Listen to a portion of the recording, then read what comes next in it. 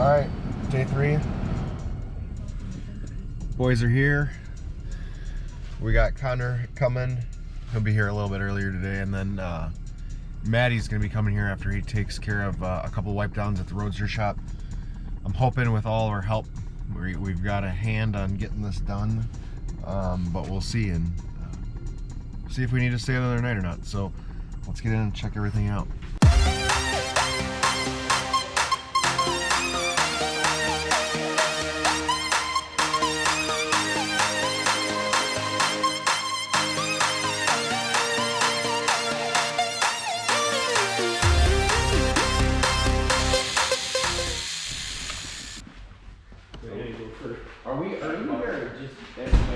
No, everybody. So Dan had some bad meat last night, so he had to go get some Pedialyte and you know, some snacks. That's what fixes it right there. Yeah, but we went and got some dinner last night. Killmer and Dan had a little steak sandwich. I had the burger, so I'm feeling like $1,000,000 compared to these guys. But Dan didn't sleep so well, so if we don't finish the cars today, it's because of Dan's bad meat. I'm gonna take care of the interior on this Mustang. These guys are gonna start on the correction on the Camaro. We'll leave the truck for Mattie. I know he wants to get his hands and mitts on that. And see what you got. Look at that. Oof. Boom. Super cool.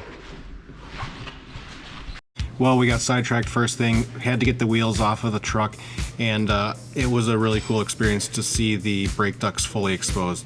These are autoclaved parts, really, really neat. A lot of work went into them, especially with the combination of the Porsche front brakes. But with the wheels off, you can just see so much around and so much more detail than with the wheels on. The other neat thing is on the Mustang, which is really subtle, is that the rear taillights are actually vented, and we'll see this a little bit later, but the side quarter panel vents actually go in and they tunnel out and go out through the taillights.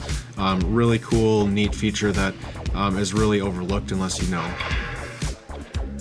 The truck needed to get loaded up, so Dan and I went ahead and waxed everything, got it all nice and looking perfect, pulled it outside so that we could take a look at it and make sure that everything was looking right, and then help them get it into the truck.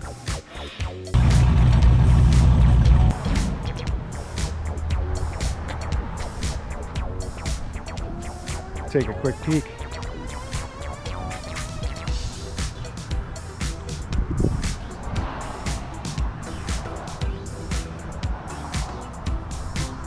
Nice Swiss stacks. Oops, see a little bit right here that we missed.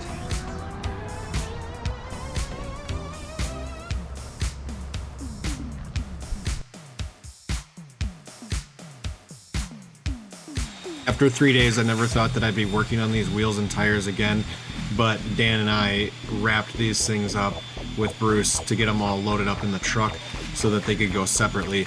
The wheels and tires actually had to be taken off because the truck doesn't fit in the trailer with the wheels on it, so it has to have the little dinkies on it for transportation purposes.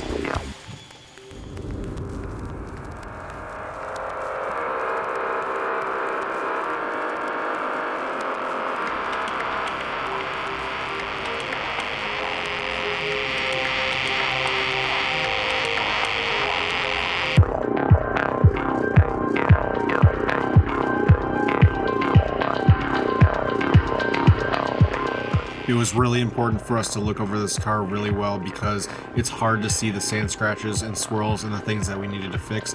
We want to make sure it's perfect. Being that it's white, it's just really hard, so we got to look at it good.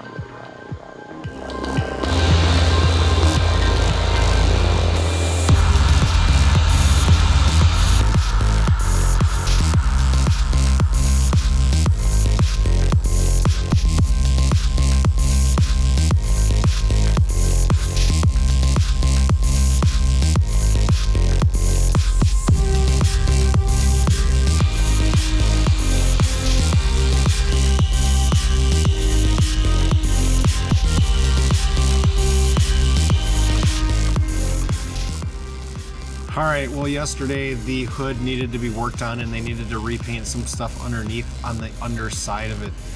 During that process, the tape that they used etched into some of the center pieces of the hood. So I had to tape everything off, isolate areas to sand out the etch marks, and then polish those out.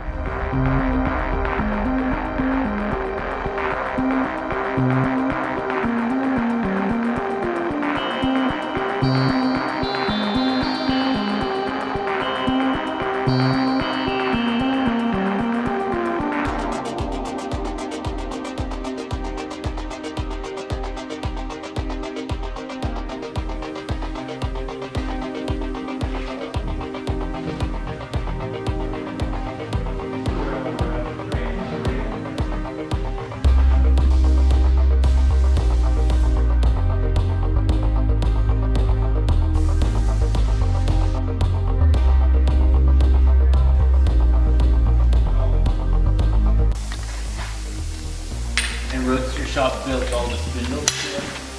We built all the cantilever. No, hold on. Yeah, I got it broke loose. Oh, you do already? Oh, they didn't do the cantilever?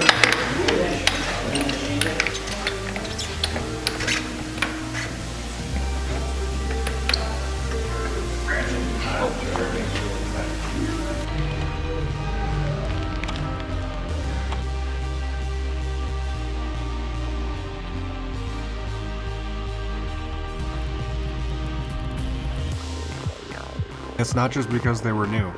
They were not new. They were actually used and they were very, very dirty. So this is a before. So what they looked like before we started scrubbing them down, look like perfect now. Oberk tire cleaner for the win.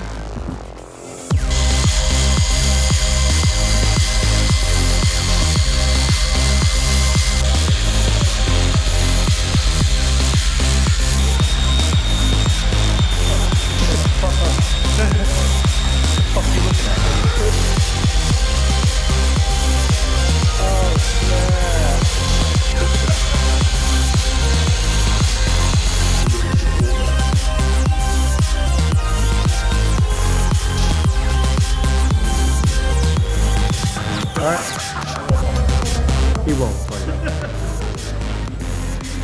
So everything's getting wrapped up here. Yeah, Ennio is all cleaned up. Mattie went to town and did his magic in the rear section here. Getting everything detailed and polished up both on the sides of the bed as well as the oil cooler and radiator shrouds. Connor's going ahead and wax on the top of the cab.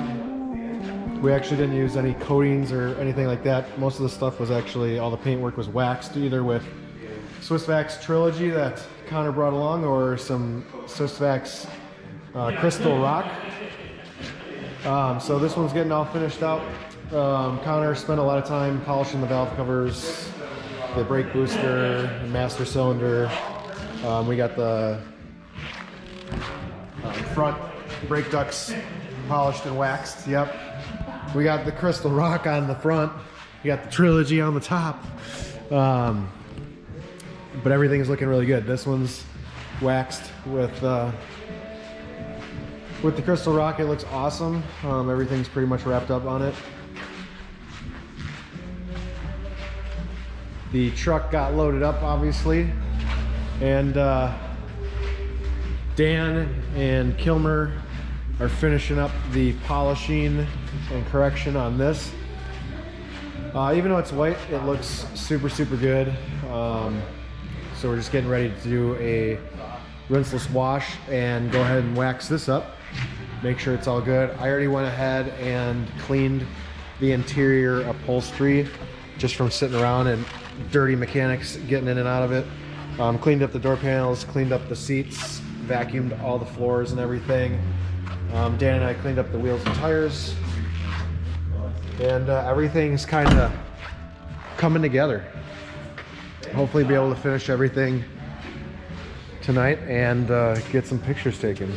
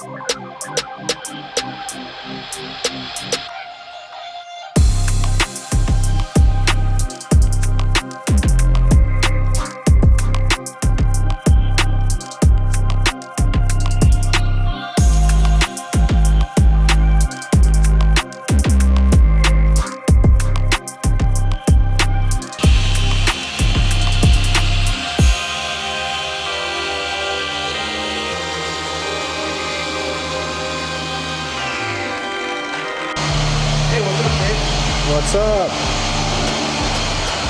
Rub-a-dub. Polish it up.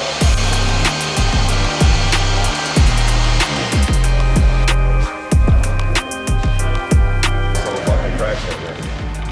So, it's good. Then I found a bunch of shit that Mike just touched up. Put some adhesion promoter over here on the side. And we cleaned up a bunch of stuff, so it's really coming together pretty good back here.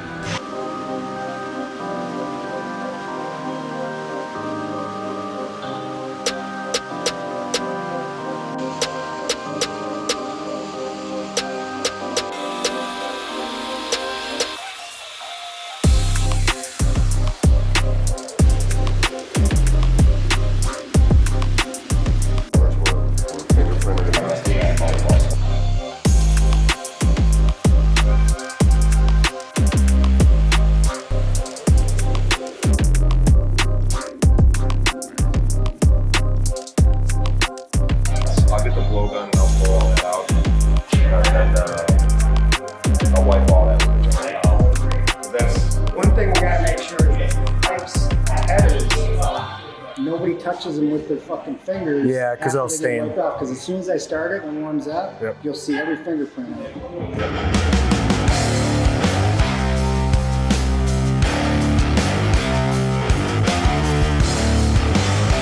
The crunch, the last minute deadline Hail Mary pass. It's pretty intense to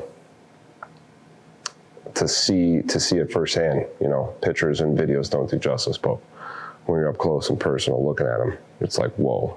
You know, we're trying to clean the cars up, and most of the times on these SEMA builds, they're still trying to build the car. I think the biggest challenge was just having so many cars and so little time. Usually fabricators, assemblers, upholsterers are still trying to put the vehicles together, and we're trying to clean them up and detail them at the same time. There was some major thought that went into this stuff. A lot of late nights, early mornings. This year, we've had more cars to do for SEMA than we've ever had before, and the same amount of time, which is next to none. The SEMA build's the most challenging part for me is just trying to work around everybody. But it feels good. Whenever we do these cars, you're just so limited on the amount of time, and you have to prioritize how much time and where you focus that time. So you're able to kind of assess the situation and kind of remove the things that you know that nobody's ever gonna see. You're trying to get texture in the paint, super flat, you know, non-existent, but you also are shortchanging and cutting corners on a lot of things that a typical detailer would totally not do when they're doing a full detail or their ceramic coating package. It's been a long week, but we got everything done. Every single car that's in the Ring Brothers lineup this year is such a heavy hitter, and it has, you know, something super unique about it.